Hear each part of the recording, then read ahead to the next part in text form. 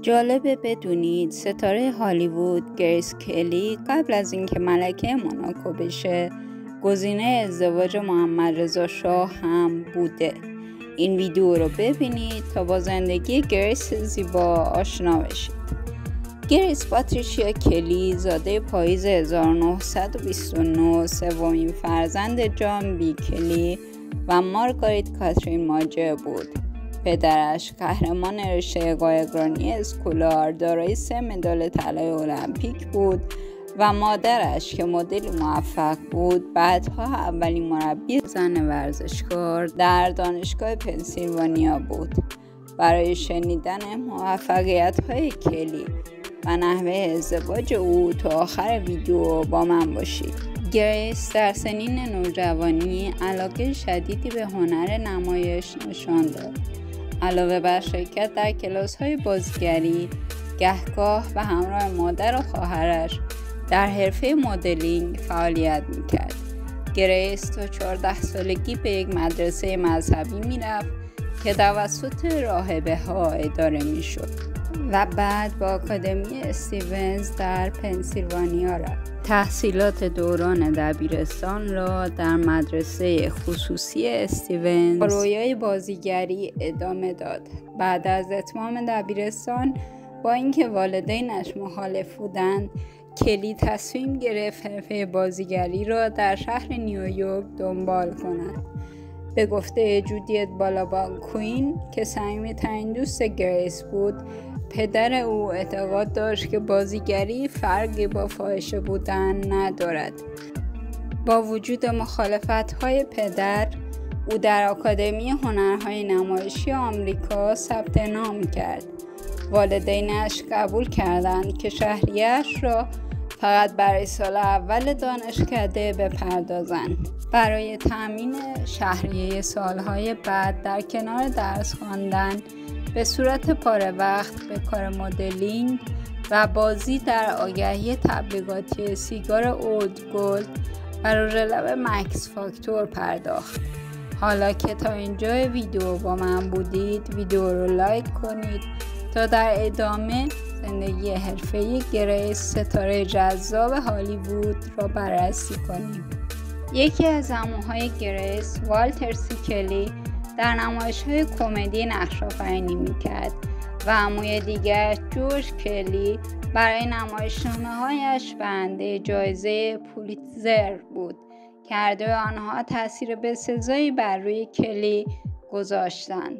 در سال 1947 گریس به برادوی راه یافت و در نقش دختر ریموند مسی در نمایش پدر اثر عمویش جورج کلی به روی صحنه رفت. تشویق‌های جورج باعث شد که برادرزاده‌اش حرفه بازیگری را به عنوان یک شغل تمام وقت دنبال کند و در تمام طول مسیر رسیدن به هالیوود همواره به عنوان یک مشاور در کنار گریس بود. او در چندین نمایش تلویزیونی به ایفای نقش پرداخت.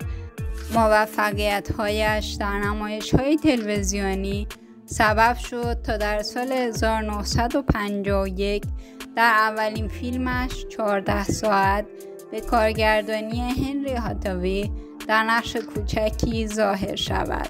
سال بعد در نقش امیکین در فیلم وسترن ماجرای نیمروز در کنار گری کوپر و با کارگردانی فرد زینمن حضوری برجسته یافت و به بازیگری محبوب تبدیل شد.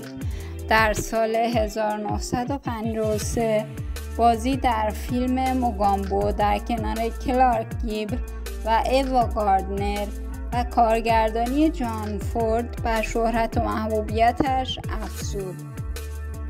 در سال 1954 در فیلم امرا نشان قتل بگیر به کارگردانی آلفرد هیچکاک بازی کرد. بازی در فیلم دختر روستایی در سال 1954 جایزه اسکار را برای او به ارمغان آورد.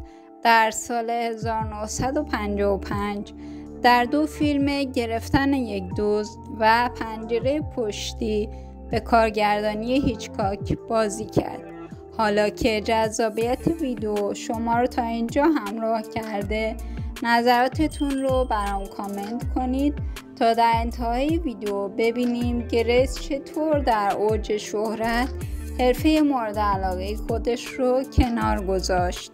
دوران حرفه‌ای بازیگری گریس کلی در سینما بسیار کوتاه بود، اما با این حال با ملاحت و ذکاوتش توانست توجه همگان را به خود جلب کند.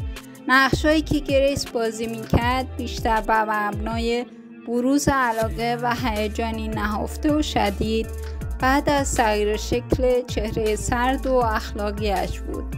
بیش از اینکه در زندگی واقعی به دربار برسد، در فیلم‌هایش هم اگر رفتاری سلطنتی نداشت اما اشرافی و متفاوت با دیگران بود که معمولاً در ارتباط عاطفی با مردانی که از نظر اجتماعی از خودش پایین‌تر بودند به رفتاری گرم و احساساتی تغییر شکل می‌یافت. در اواخر سال 1949 زمانی که محمدرضا شاه پهلوی برای بازدید رسمی به ایالات متحده سفر کرده بود، با گریس در هتل وادوف آستوریا آشنا شد. آنها چندین بار با هم ملاقات خصوصی داشتند. او گریس را دعوت کرد در تماشای اپرای با شکوه با او همراه بشه. شاه ایران که شیفته او شده بود با اهدای جواهراتی به گریس به او ابراز علاقه کرد. گریس با وجود اینکه هدایا رو پذیرفت اما سریعاً پیشنهاد ازدواج شاه رو رد کرد. او که در ابتدای مسیر ستاره شدن بود میدونست که ازدواج با شاه ایران مانع ادامه دادن حرفه بازیگری میشه. حدود 6 سال بعد در 1955 در حاشیه جشنواره فیلم کن با راینر سوم شاهزاده موناکو آشنا شد و چند ماه بعد در بهار 1956 با پرنس راینر شاه کشور کوچک موناکو ازدواج کرد و در 26 سالگی از حرفه بازیگری کناره‌گیری کرد تا ملکه موناکو شود. اگر میخواید باز هم در مورد شخصیت‌های تاریخی و فراز و فرود زندگی این افراد بیشتر بدونید، لطفاً کانال رو سابسکرایب کنید و ویدیوهای بعدی رو از دست ندید.